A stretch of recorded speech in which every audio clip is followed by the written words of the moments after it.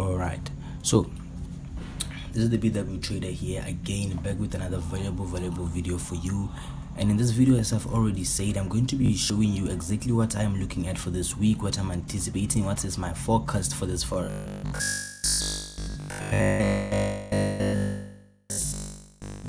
The currency is coming week, the ones that I believe the opportunities are very close to being ready for us to capitalize and maximize the potential of this move. So without any further ado, let's start with the dollar index.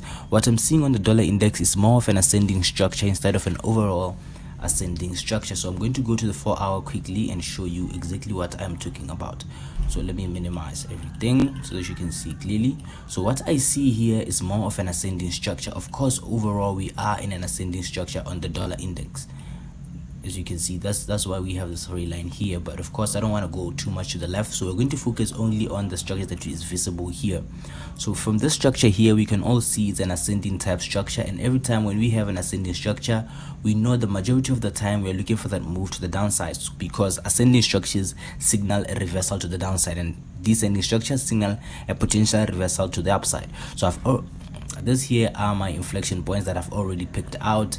We have this as an ascending structure, we had this as an ascending, but it got invalidated at that area there, so we had to focus on a different structure. So let's go to the 1 hour now to see exactly what it is that I'm looking at price for and what I am anticipating. So I'm seeing this is a potential move to the side, but because we are in an ascending structure, I am anticipating that we are going to go to the downside right at that area there, because as you saw, is an ascending inside of an ascending. This is the bigger term ascending structure. We have had the first touch, this is the second touch here.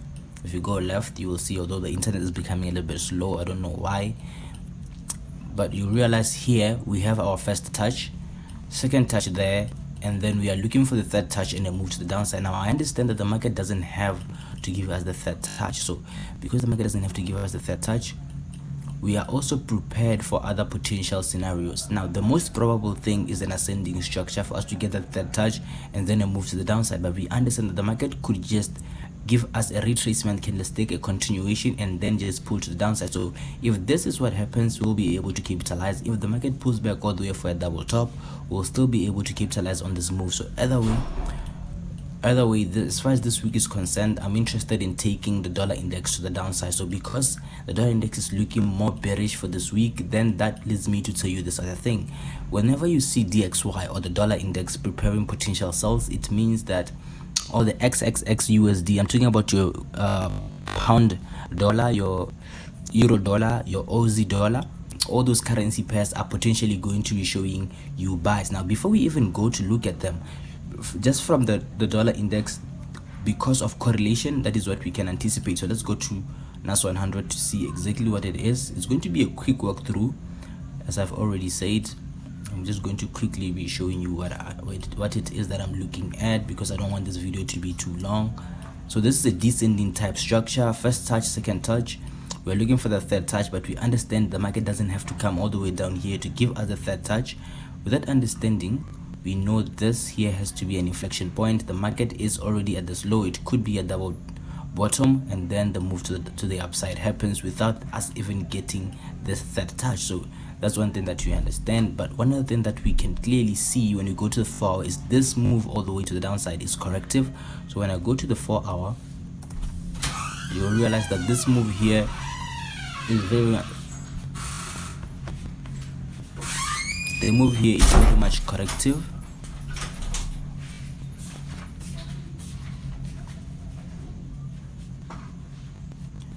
Okay, loading again.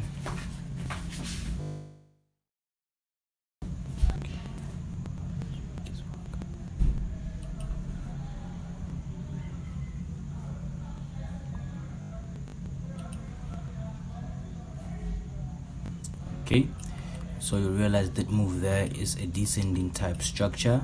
That is why here what I have is a buy at risk entry.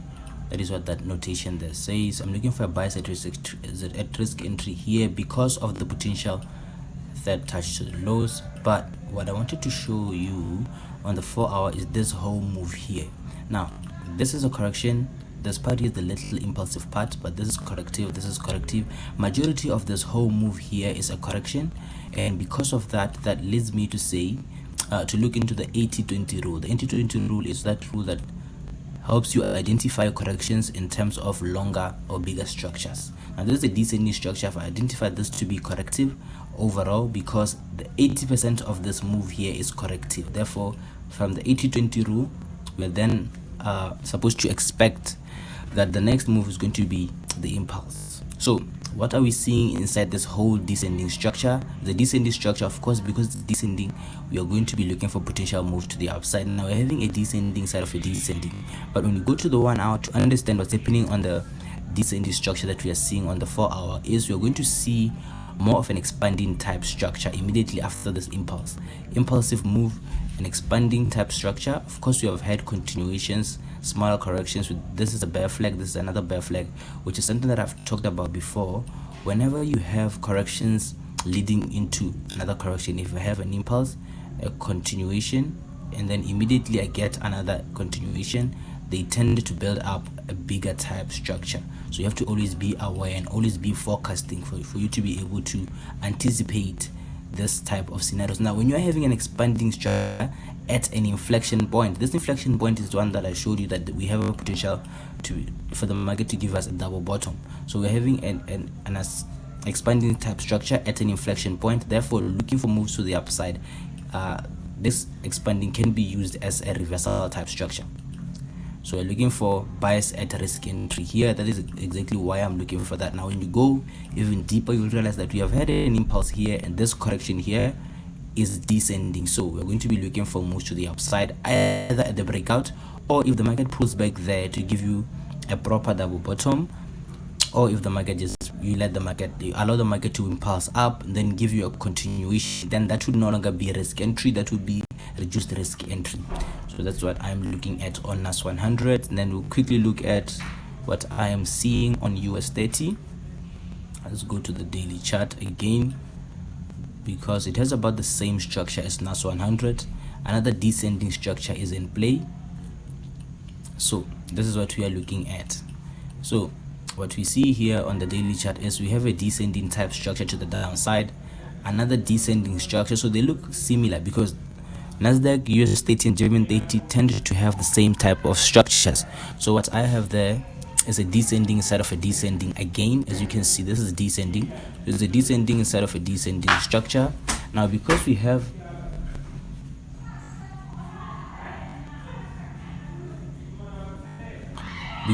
a descending structure here, what it is that I am looking to capitalize on is a move to the upside. Now because of the bigger descending structure, you would be looking for buys here at 3, but because of this descending structure here, you're looking for potential early buys here to the upside, because again, about the same concept that we are looking at Nasdaq S. We have a descending structure and expanding at an inflection point. We are anticipating potential reversals to capitalize that for a 1 to 12, 1 to 7.6. That's what we are looking at for US 30. Nothing really much to talk about. So we're going to quickly go through the next pairs, which are currency pairs. I have 4 currency pairs here that I'm going to be looking at this coming week. So that's Euro USD.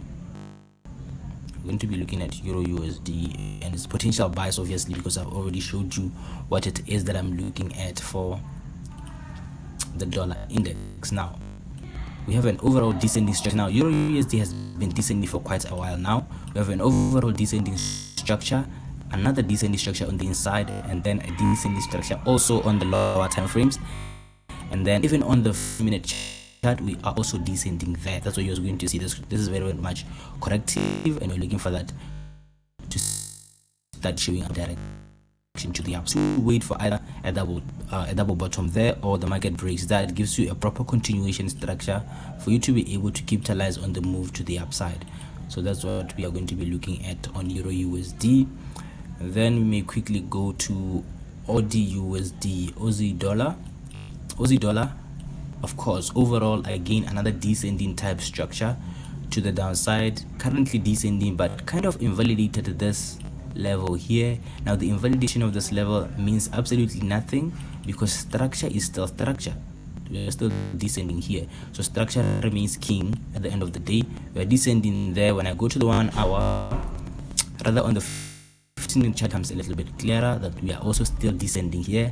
I wouldn't take buys immediately at the breakout, so I'd rather wait for a continuation of the market to just pull back a little bit. That's when I'll take my buys rather than just take it there. I prefer taking it more as a continuation type structure to the upside. So that's what I'm looking for on Aussie dollar. And then my most favorite currency pair, which is euro yen.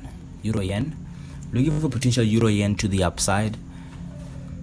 Euro yen looking for potential moves to the upside. Now we're in a descending, overall we're in an ascending structure, and we're looking longer term. Long term we're looking for sells, but the way the market is moving currently, it does not look like we're going to be getting the sells now, because we are in an ascending type structure and we are descending around this area. Now this looks perfect and prime for buying. This looks perfect and prime for buying. Actually, this one is ready even now. What I would do is wait a few hours after market open, let the spreads come down a little bit, and then you can have a buy stop right there, stop loss just about there, and then that will be your target.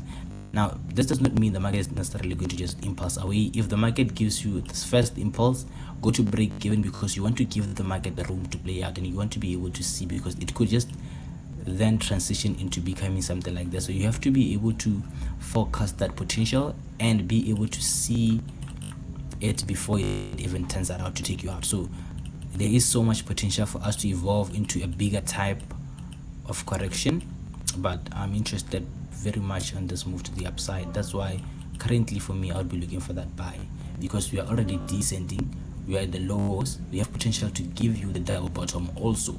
So that's why I am looking for a proper move to the upside with zero hesitation. This overall move is very, very much corrective. The only impulsive part here is this big candlestick. Now 80% of this whole move is corrective, therefore the 80-20 rule again, the overall is a correction. So that's what I'm looking at there. And then lastly, what it is that I am seeing on Aussie yen, about the same thing, also a descending structure on the 1 hour. Overall we're looking at an ascending structure, still ascending structure overall, descending structure now, currently descending again, currently looking at a descending structure. Will I take it immediately at the breakout? Not really, because the spreads are not really going to be allowing that at market open. So rather I'll prefer if the market pulled a little bit to the downside. But if the market does happen to spike, or even if at market open we have a little bit of a gap here and open there, I'll still be looking for moves to the upside. All I'll be waiting for would mean is now I'm waiting for a proper continuation candlestick for me to be able to take this to the upside. Now of course, first target would be that would be my first target. Second target would be all the way there, understanding that all this is essentially going to be a corrective move to there for us to be able to sell properly at a later stage. So that is what I'm looking for this week. That is my dollar index, looking for potential sells, and as long as the dollar index does manage to move to the downside, then moves to the upside on Nasdaq, USDT, and euro dollar, with Aussie dollar should be what we get to see. And then euro yen and Aussie yen potential moves to the upside, we are still yet to decide that. So at the top of my list, of course, this week is going to be NAS 100. I'm looking for Nasdaq as the one that looks most probable to take place, and then we're having euro yen also. So those are the two pairs that I'm really looking forward to capitalizing on as far as this week here is concerned. So that is my weekly forecast in a nutshell. Those are the setups that you can use to help yourself with your challenges this week. Without any further ado, thank you for watching. Bye.